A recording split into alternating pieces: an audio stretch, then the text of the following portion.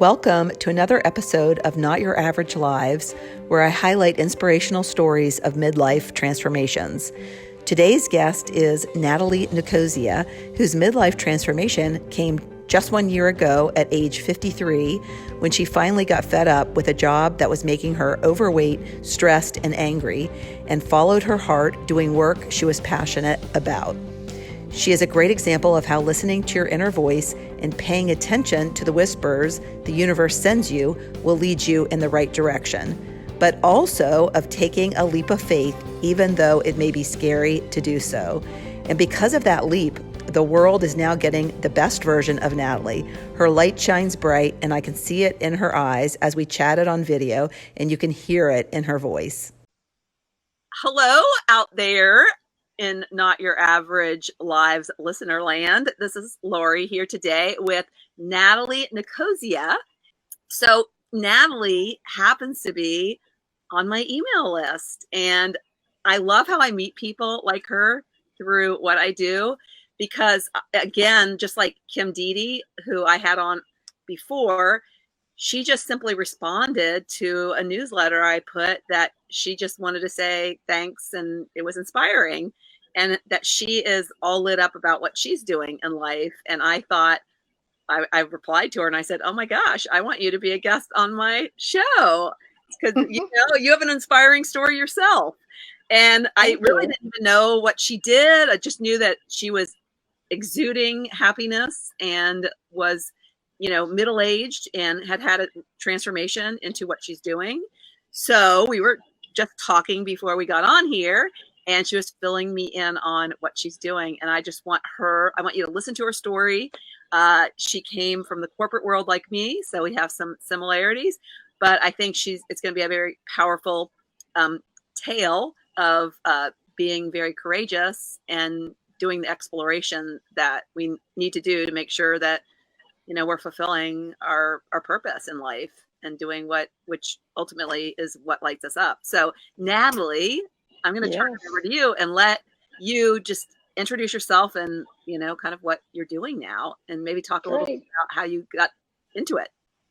Great, thanks, Lori. Yeah, so as Lori said, I was in the corporate world my entire life. I've been working for somebody else, but I've always had the desire to run my own business or run my own show, really. And last year, I just felt called to finally make that a reality. Now, it took at least 6 months for me to make that final decision. But I had so many signs from the universe telling me that this is what you're supposed to be doing. So tell me how people can find, like, what are they? What is a sign? Okay, one of the signs was I had a coworker at the time who was in a very serious accident, and he was in the hospital. That was my first experience going and visiting somebody in a hospital, and finding just my heart just softened and opened in going to see him, encouraging him, just being there for him. That was really my first experience. 2 months later. Oh, and can I interrupt for a second? So you were listening. It sounds like that was a sign, but you were kind of paying attention to it, because a lot of people just don't. Or did it come later? That particular sign didn't hit me right away, so I didn't catch it. It's the next sign that did it for me, and that was when my elderly neighbor, who I have known for many, many years, her husband passed away 2 months later after this incident with my coworker, and she had no family left, nobody. There was nobody left, and so myself and my neighbors started going in to take care of her, help her with meals, provide conversation, go to the store, those types of things. And as I'm doing that, I'm still working my other job, but I'm finding absolute joy in doing this. And that was really the sign that, coupled with that first one, and then step back maybe 2 more months, my father has Alzheimer's, and we we at the beginning of the year had to start looking for an assisted living facility for him. Mm-hmm. All unbeknownst to me, those things happening prior to my neighbor weren't clicking. Once I started caring for my neighbor, I was like, this is what I'm supposed to be doing. This brings me joy, not stress, not anything. And it was then 2 months later, after I started taking care of her, that I gave my notice at my job. And you were I still know you were working for a large corporation in customer service. Yes, yeah. I had been working at that company for 13 years. Wow. Doing customer service, but I was stressed out. I was overweight. I was angry. I was deprived. I mean, you name it. I was, I loved my customers, but I didn't love what I was doing. It wasn't fulfilling. Yeah. You were trapped.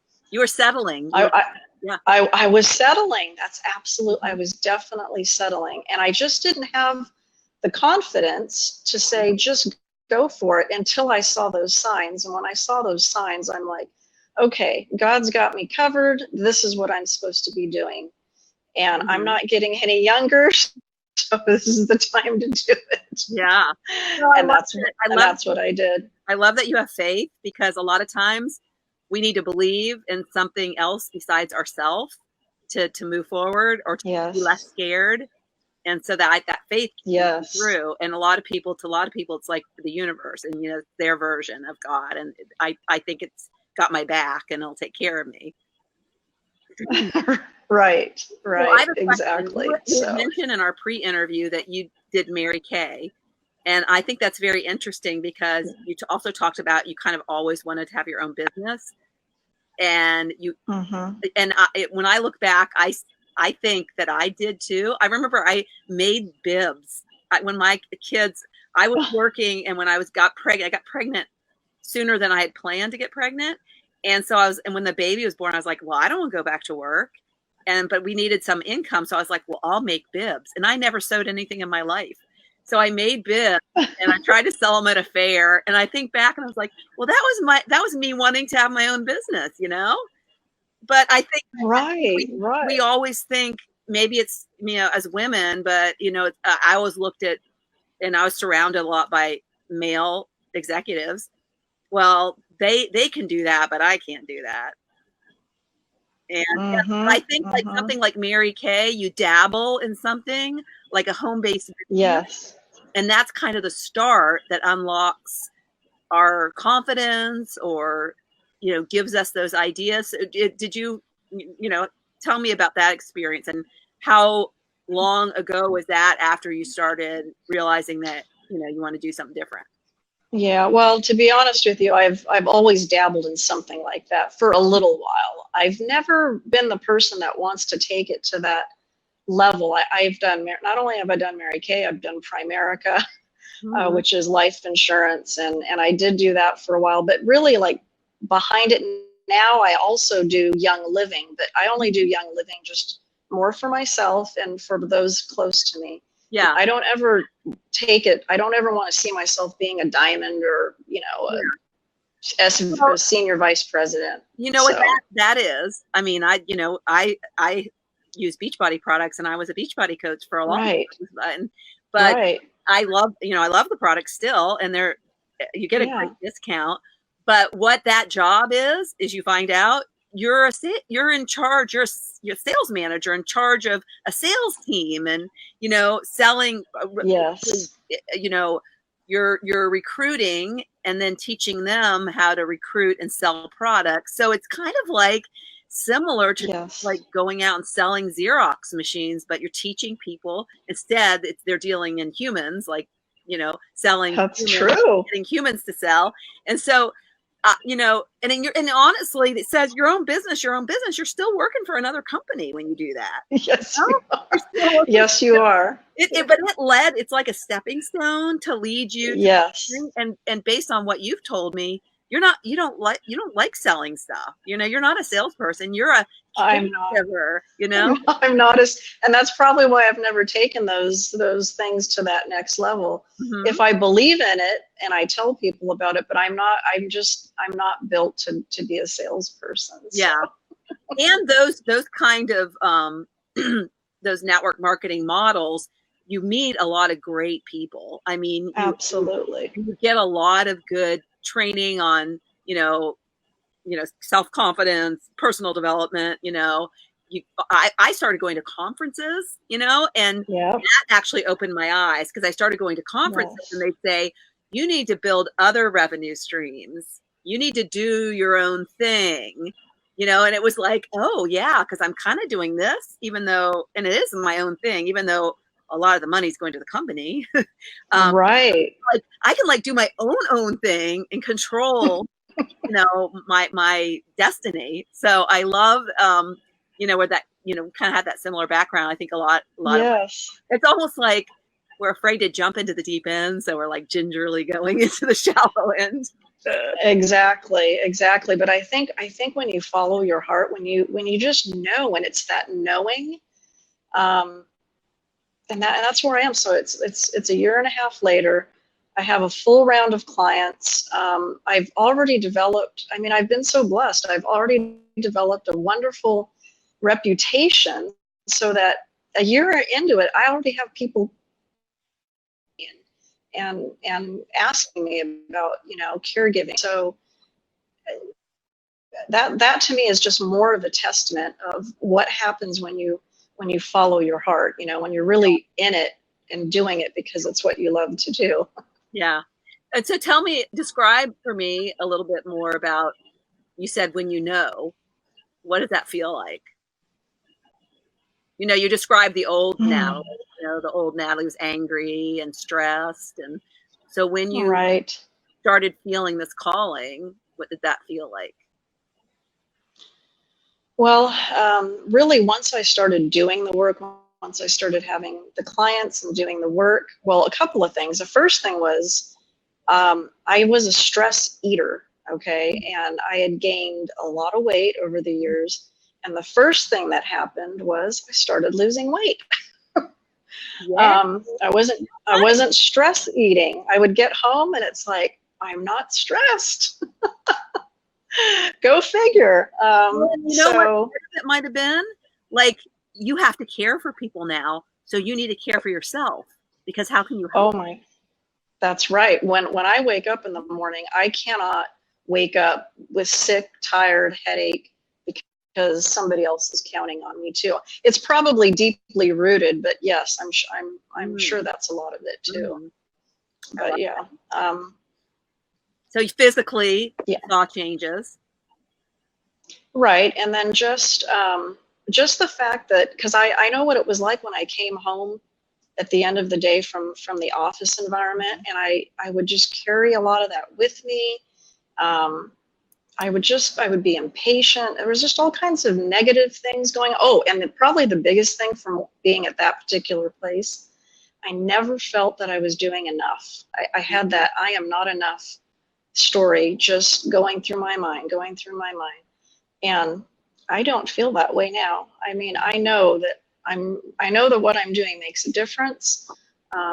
It fulfills me. I'm hopefully making a difference in those other folks' lives. Mm-hmm. And I'm just, I can't even tell you how little stress I have now. And even when I do have it, it passes, it's manageable. I just have to get outside of my head thinking and go into my heart thinking, and to kind of get through that. Mm-hmm.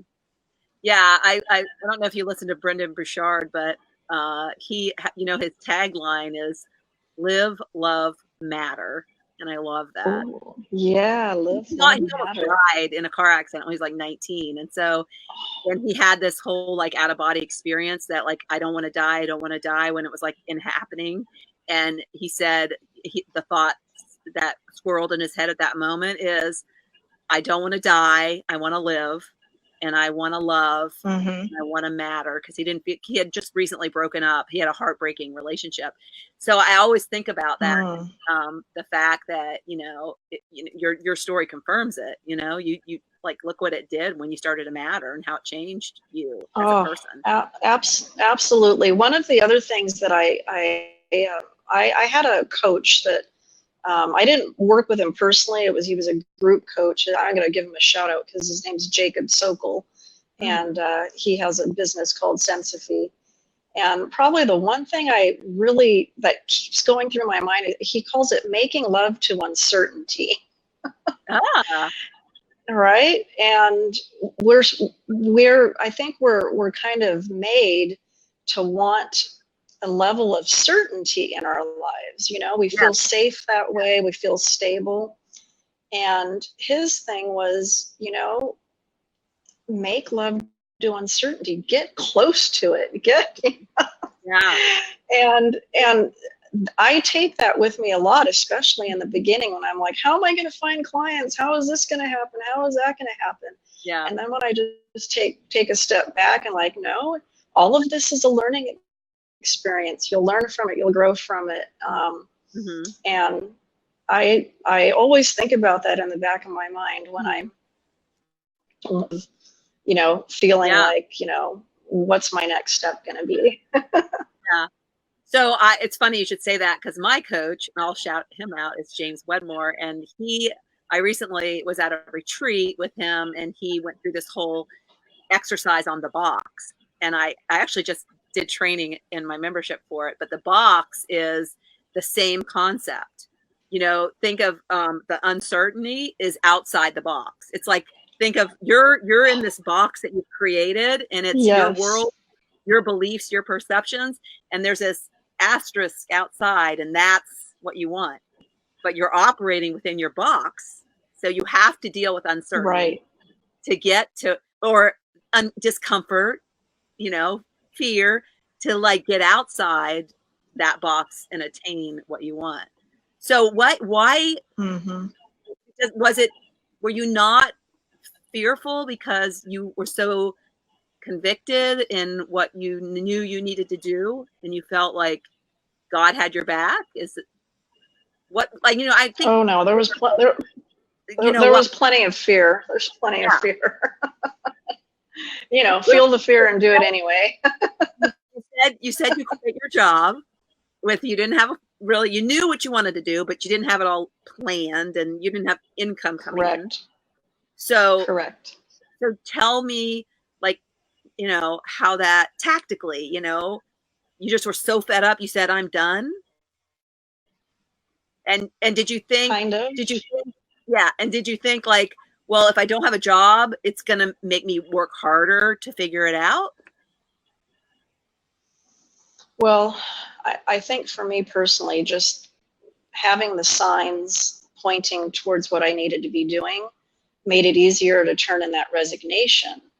And there was kind of a situation at that job that just actually had me I'm fed up, I need to do this, because I was kind of justifying it a little bit in my head too, to keep hanging on.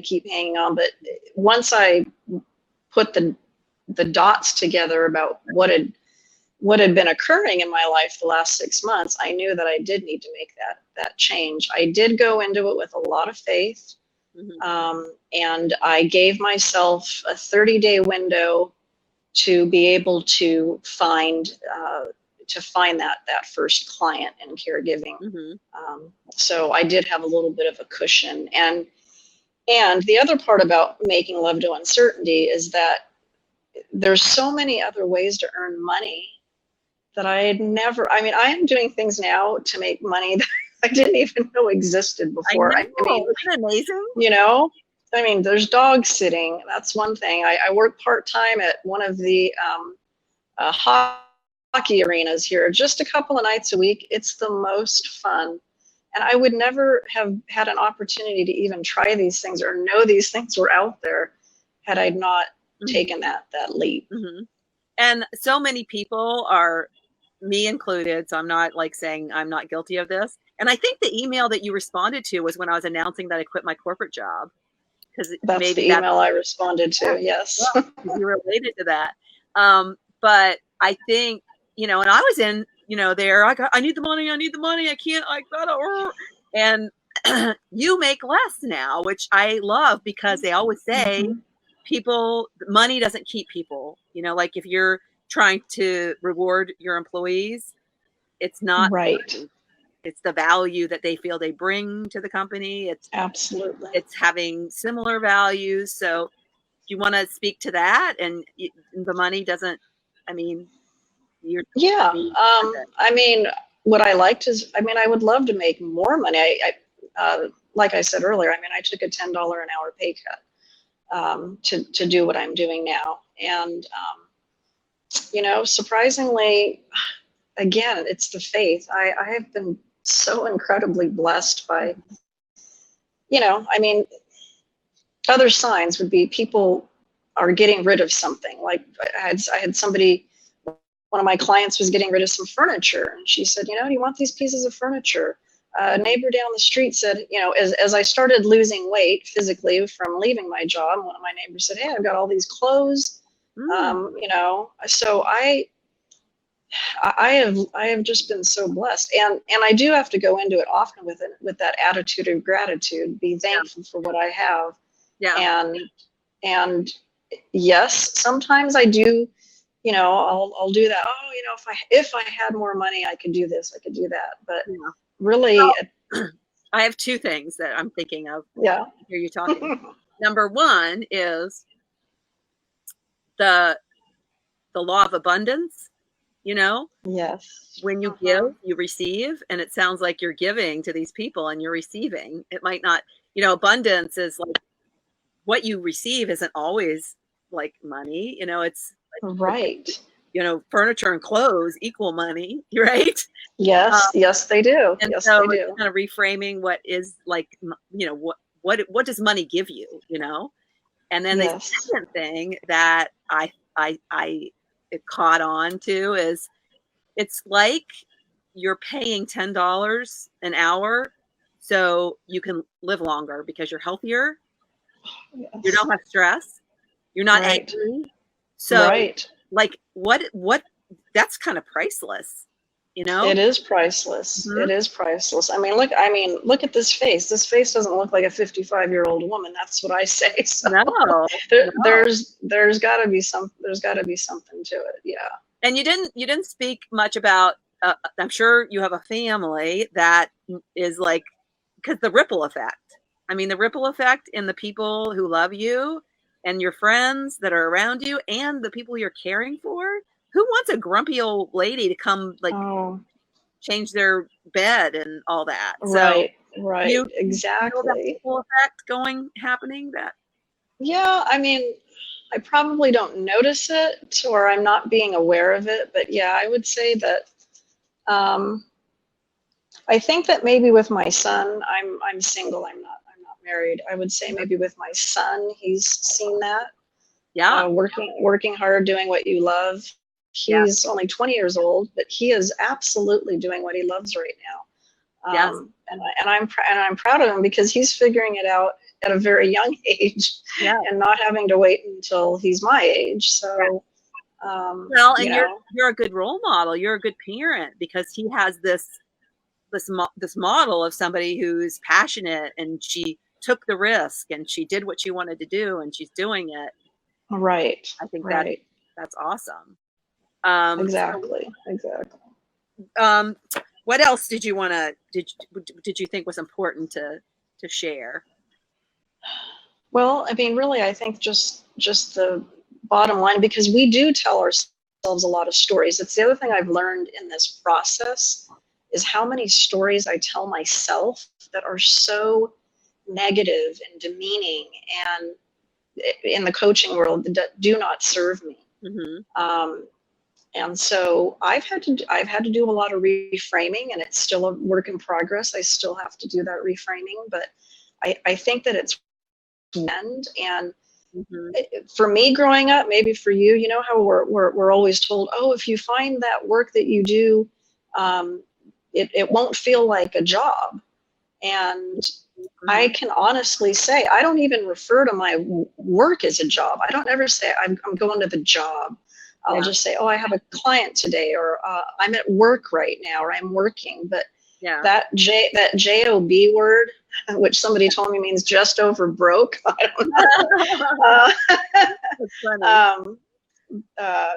I don't feel that way. I don't feel that way anymore. I used to get so depressed on Sunday nights. I would get like, yes. And then by like Wednesday, I'd be like, oh my gosh, only like 2 more days. And like, that's not a way to go.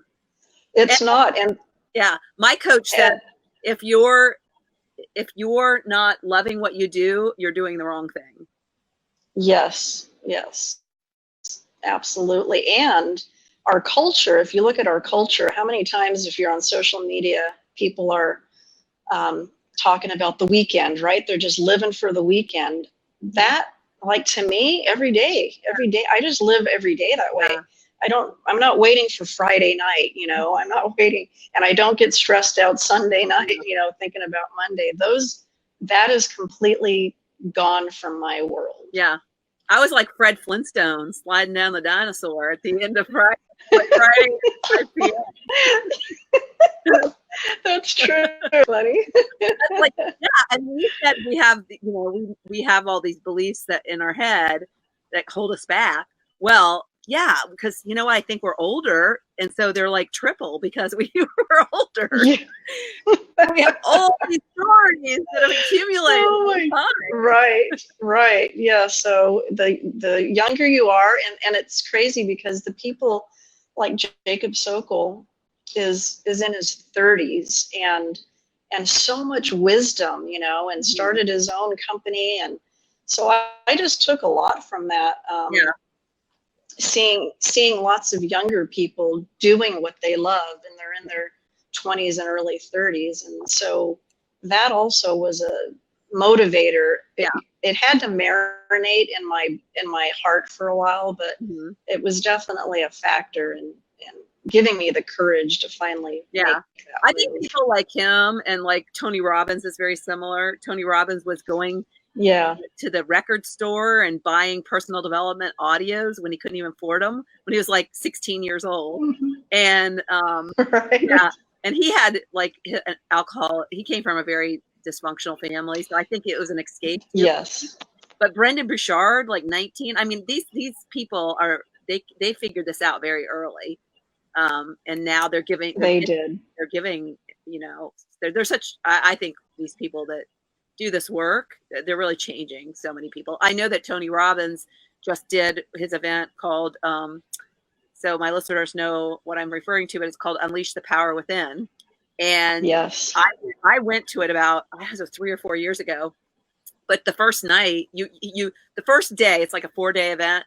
And the first day, and it might even be a half day, that I might not even start till like evening, but then like, and it goes till like midnight or 1 o'clock in the morning. And then you go and walk on hot coals. I've done that. I did that. I did it too. And then all these people, it's like, well, I shouldn't say all these people, he tells you what to do. And I didn't get blisters. So I didn't either. Yeah, it like that was crazy, powerful. So, and I just saw that he did it in Miami, because I have somebody on Instagram I follow, and she's like all lit up inside. These people, like, I mean, he has massive audiences, and he is changing lives, and it's just great that what they do. I think it's true, and out there and listening, you should check out Unleash the Power Within, because it really is a life-changing. It's life-changing, and it really helps to put you in touch with what your mind, right? The power of your mind and the power of that thinking. So absolutely, I'm a huge fan of Tony Robbins myself. Well, one more question. You had mentioned that you went to Bali for a retreat. When did you do that, and when was that in this whole process?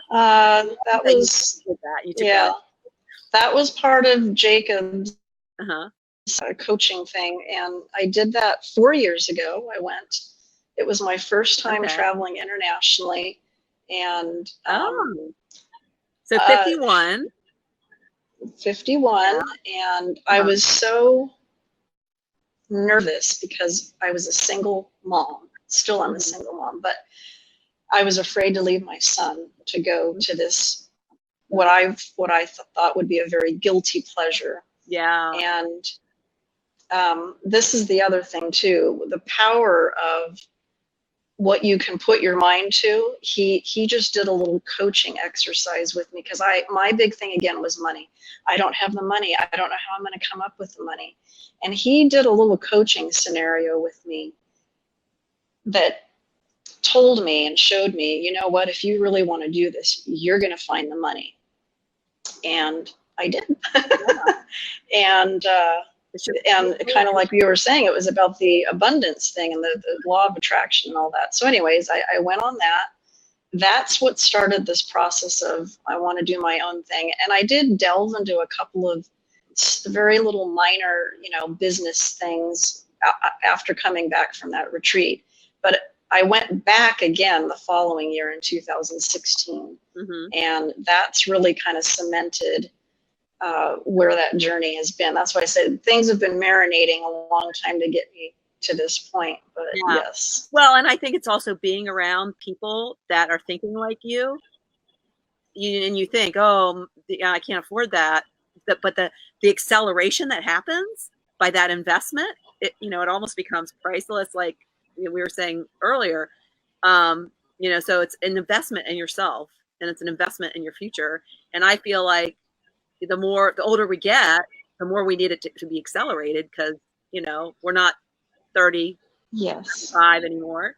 So that's one. So I'm yes, do it, Lori, do it. That's on my 2020. I want to have a workshop, but I think I'll start in the States first. And then I'll expand to Valley or someplace. But it's a good way to get expand Valley. So did you like it? Was Valley good? Did you see monkeys? Oh, it was breathtaking and beautiful. Oh, I saw monkeys. They were a little scary, to be honest with you, but yes, I did see them. I love monkeys. They're not nearly as cute and cuddly as you think they are. They're wild, right? Yeah. So they carry diseases, I know. Yes. They're not all, they're not all like Jack Hansen, right?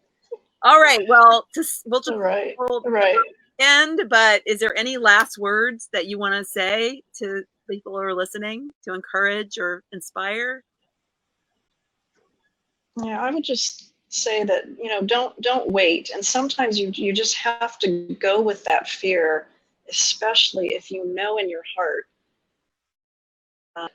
that's where your heart's leading. I'm telling you, no, be a shadow of a doubt. If you know that yearning is in your heart, you don't want to be coming to the end of your life saying, I wish I would have. Say I did, or I tried. Yeah. So just go for it. That's my advice going forward. Yeah. You don't want to be laying on your deathbed like wishing you had done something different. Why did I not? Absolutely. That's why I actually left my marriage, because I had this real big fear that I would get to the end of my life and I would have not pursued what I wanted to pursue. So yeah. So I think that's really amazing. And the other thing is, I think that you had mentioned, and I didn't want to not re-bring this up because we talked about in the pre-interview, is that you had a mentor at your church who knew something about what you wanted to do. And so I think it's really important that people find somebody that can help them. I mean, coaches do one thing, but like somebody who's doing what you want to do or think you want to do. Yes. Yeah. That's a good point. That's really probably what helped me to leave that job, knowing that I had the support of somebody that was already doing the work that I was feeling that I was being called to do. Yeah. Absolutely. So so if you are feeling the call to do something else, finding people already doing that work Mm-hmm. is highly valuable. Yes, absolutely. Yeah. Well, thank you so much for replying to my email. This has been amazing. I think it's going to inspire so many people to start thinking about where they are and what they want next and how they can be of service in the world and find their true purpose and stop being stressed and stop being angry. And, Exactly. That's great stuff. I love your story. Thank you. Thank you so much. Okay. All right, Lori. Take Bye. care. Bye-bye.